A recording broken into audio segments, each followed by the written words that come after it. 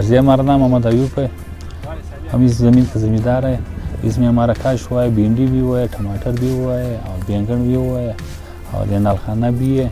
और ये सुबह कल से तकरीबन 5 बजे आया था। 5 बजे से रात इधर ही गुजारा है। सुबह तकरीबन 1 बजे तक ये सारा रात इधर ही गुजारा है। सुबह तक हमारा फसल जो है वो सारा खा लिया।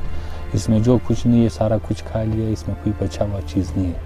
8 बजे 8:30 बजे से ये लोगों ने फिर रवाना हुआ था। इस साइड में गया, उस साइड में गया, वापस ये गंदम था, ये सारा के ऊपर बैठा हुआ था, दरख्तों के ऊपर बैठा था। और ये नालों के साथ फिर अभी आया था, अभी देखा तो कोई फसल का सारा तबाही खत्म।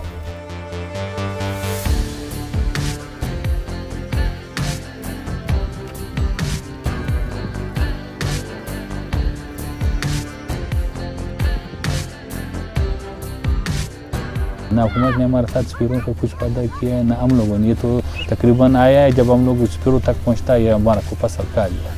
इस साल तो सब फसल चला गया है। दूसरों साल जो था इस फसल से हमारे को 4-5 लाख मुनाफा होता था, और मुनाफा तो गया है। अल्लाह खैर करे, आगे क्या होता है तो मालूम नहीं है, अल्लाह को मालूम।